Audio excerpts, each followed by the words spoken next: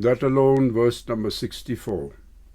Dismiss your memories of each object of interest, which cause a state of obstruction. The vast, expansive memory, which can reveal the priceless ultimate knowledge, is not unjustified. Commentary. Aldous Huxley calls our five senses the doors of perception. Life urges are always reaching out to the objects of desire through these doors. Once our attention is caught by any such object, it triggers many associated ideas in our minds. These associated ideas come in the form of memories. We do not see anything without it being colored by the memories that prevail at that particular time.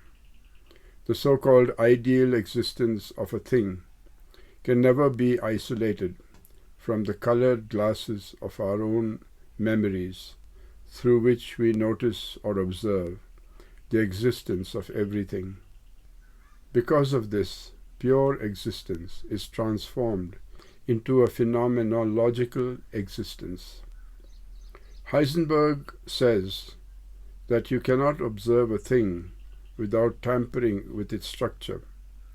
For instance, if you want to look at something under a microscope, you have to have a bright light under the slide that holds the subject. We presume that the thing under observation will be the same even when it is exposed to the light. But the mere fact that light is a form of energy means that when it is turned onto something, there is a collision of this energy with the otherwise functionally existing matter that is being observed. So only after disturbing its structure in some way are we able to look at it. Certainly, it is no longer the same thing. Similarly, our memory always brings its own coloration, and it is with this memory that we see a thing. Of course, we are affecting everything we come in contact with. Narayana Guru says of this, your memory is an obstruction to having pure knowledge. In modern physiological psychology, they speak of two kinds of consolidation of memory, electrical and chemical. The electrical consolidation of memory refers to when you observe a thing and its image passes through your whole nervous system as an electrical reverberation or impulse. The stimulus goes through the external aspect of the eyes, for example, into the optic nerve and on into the brain, where a synaptic pattern is created for everything that is seen. Each particular reverberation has a unique pattern, and as you are experiencing it, that pattern is established in your synapses. In the brain, each impulse is joined with associations in the form of memories, so that you can connect it with its name and related qualities. Whatever you have previously experienced or even heard of are contained in your concept, which comes from inside to be grafted onto the percept. Then alone does it become meaningful. Within the brain are billions of synapses connecting the neurons. In each is a resistance which impedes the flow of energy through the system. It is only with a certain force that the resistance is overcome and the connection is made. Experiences come with the force necessary to open up thousands or millions of synaptic resistances, making a pattern. Each experience, with all its sensory qualities, such as what is seen, heard, felt, and so on, creates a unique pattern of synaptic reaction. Once a pathway is forged in this way, if the triggering factor reoccurs, it takes progressively less and less for the whole thing to be repeated. After a while, there comes a stable chemical basis for such an occurrence to be registered easily, which is referred to as the chemical consolidation of memory. According to researchers, when there is only an electrical consolidation, the whole effect of it can be altered in about 2 minutes. But once a chemical consolidation takes place, it remains there for a long time, sometimes a whole lifetime. At least this is the current theory. The ancient theory of Indian psychology is that all happenings become samskaras. Samskara means processing or culturing. As in Western psychology, there is a processing or culturing of experience into memory. Each of the cells of our body has within it its own cultured state. In this way, we are an aggregate of many processed individual units. Our actions are actually a collective behavior. If a society of people who dwell in a particular neighborhood changes, the character of the place also changes.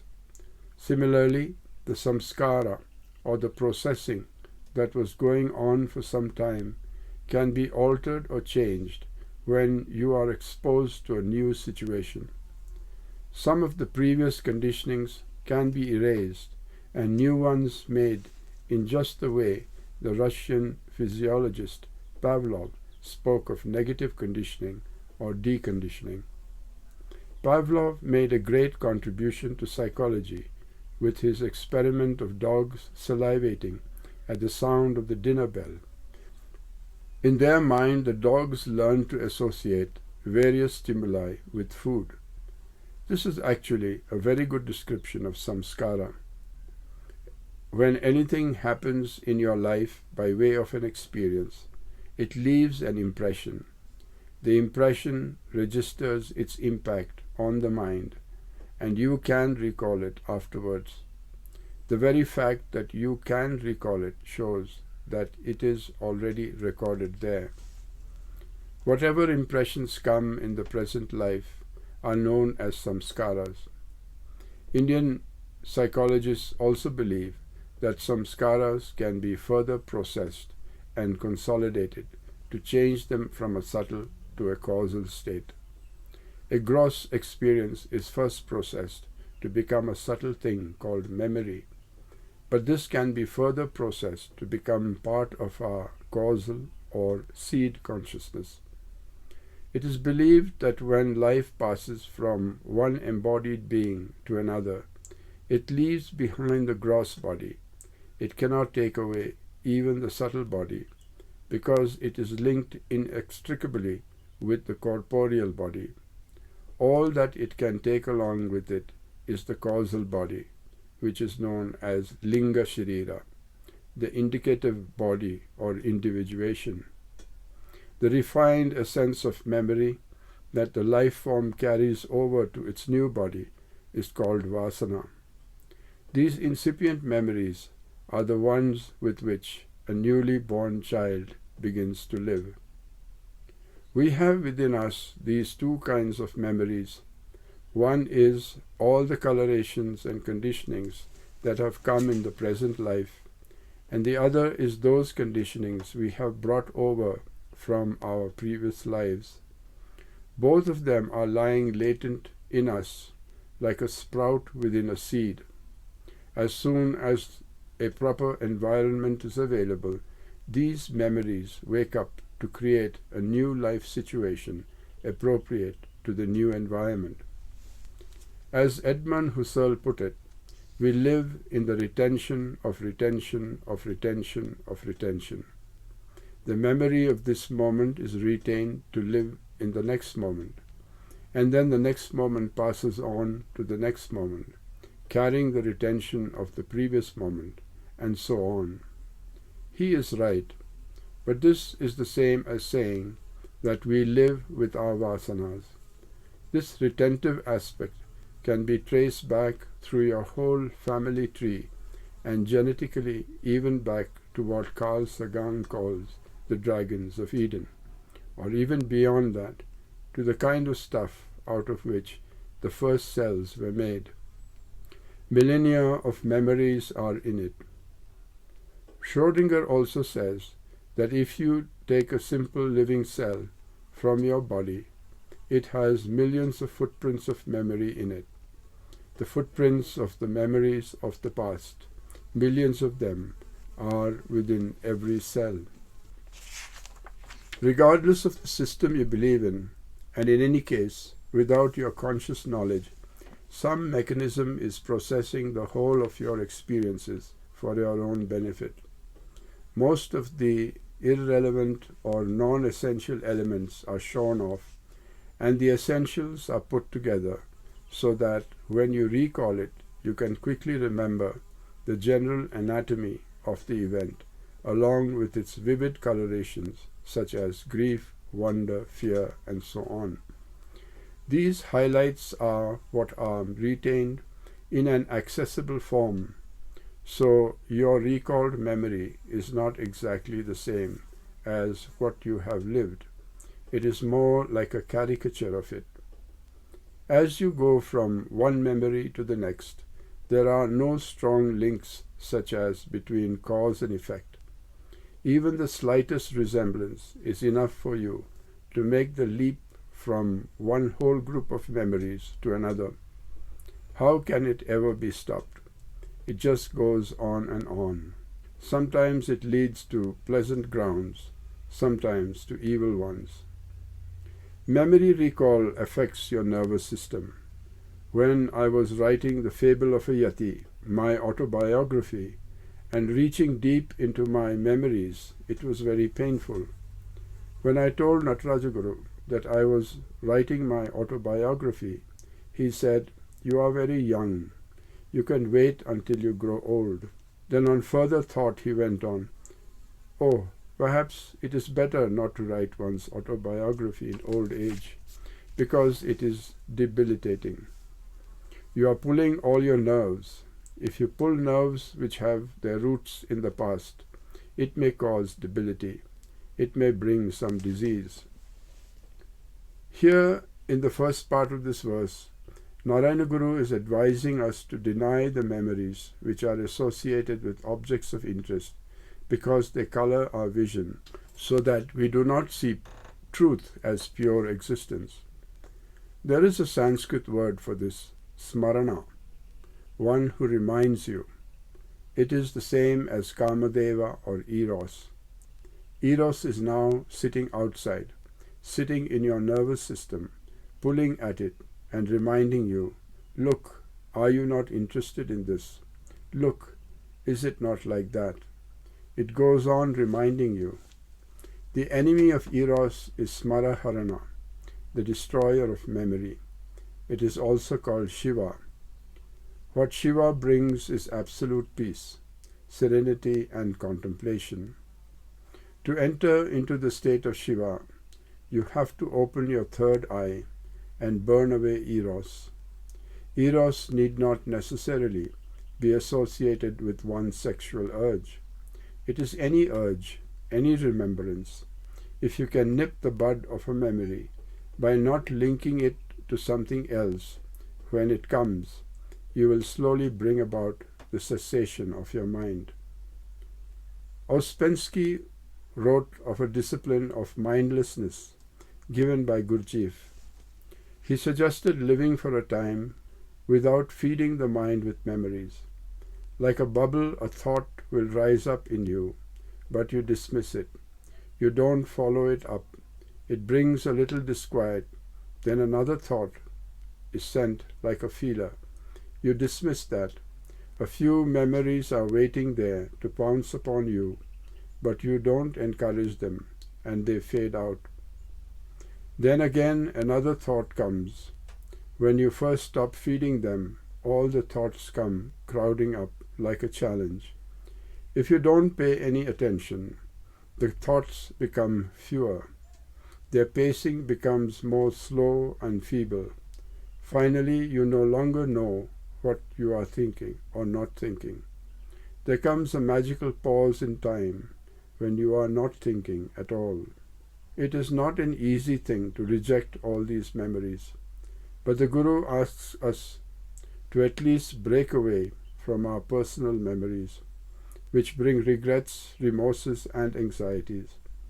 And if we turn towards the future, to break away from the echoes of our memory that comes in the form of fantasies. Looking to the past brings memories of regret and remorse. Even the good things that have happened, the happy moments we have had, the very fact that they are gone brings remorse. So, should we give up all memories? In the Ishavasi Upanishad, it says, Krato smara kritam smara, meaning something like, you remember all my previous actions. I am not now in a mood to engage in action. I am too old for it. You remember whatever I have done by way of praise.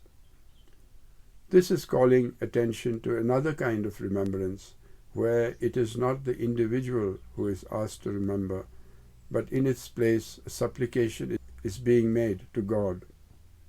If you remember God and through Him you are remembering who you are going back to a real identity. The superficial remembrance that you are so and so is a memory which limits you. But if you remember you are the Absolute, it will sublate all those binding, relativistic remembrances. Yet, who among us can remember that original memory and truly say, I am Satchit Ananda? Narayana Guru says here that by that remembrance, which is vast and expansive, where you are related with the whole eternal universe, where the past, present, and future are all taken as one whole, and your relevance to it is made clear to you, that kind of remembrance is a redeeming one. Live in your redeeming remembrance. In Vedanta, this is considered to be very central. There is a story that a certain lion cub somehow got mixed in with some sheep. Because it was in with the herd, it believed that it was also a sheep, and it behaved like one. One day another lion came along and pounced upon the little lion. All the other sheep ran away. The little lion was very much afraid that the lion was going to kill it, because it was a sheep. Then the big lion asked, Why are you bleating? You are a lion, not a sheep. Don't bleat. Roar. He brought the little one to a well and had him look inside. When he saw his reflection, he said, Well, I am not a sheep after all. Then he roared. Like that, we are caught in the shadows and come to believe that we are a shadow. Then a guru comes along and says, Come away, you are not a shadow, you are Satchidananda. Look into this well. When you look, you roar. Your roar says, I am the Absolute. I am that I am. When you know I am that I am, you are saved. So we should either have the supreme remembrance like this, or have no remembrance at all. Just forget. When you meditate on this verse, if you use only one limb of it, that is, not following up the memories caused by the present environment, it becomes lopsided. This approach needs to be complemented by remembering your greater identity. If all you do is reject your personal memories, you become alienated from everything. But when you accept the higher memory, all the barriers of individuality leave and you become expansive. What is being spoken of here should not be made into a destructive kind of meditation. As long as it is made expansive, there are no barriers between you and the other. This fosters a greater love and greater freedom. This is of critical importance. For instance, a friend here is going to India with me soon. How does this apply to him? If he thinks of himself merely as an Oregonian doing business, then India will be a very foreign country for him, with an exotic culture and incomprehensible ways of life. On the other hand, if he can think of himself as an ordinary human being, belonging to the whole world, he will be very much at home. All the checkpoints, borders, passports, and immigration offices will look highly superficial, superfluous, and phony. The unfamiliar culture will be intuitively familiar to him. Beneath the surface is the whole of humanity. Wherever he goes, he will be meeting a brother or a sister with a mind remarkably like his own, and all the baggage he will need is his own smile, his own dreams. The realization of the higher self does not mean you should abstract everything and make it only a theoretical possibility. It is to be lived here and now in its most expansive sense. People who come to these classes here in America do not know my parentage. They know nothing of my school days. They know little or nothing of the particular culture in which I was raised. None of these things are necessary for us to relate in a free way with an open mind. They think this is a person who speaks of certain experiences of living truth. That's enough. We have made our basis of friendship more broad than the relationship with any sister or brother within the family circle. Always the narrow shell of relationship is to be discarded in favor of a wider one. And the free translation of verse 64 is as follows. Every object of perception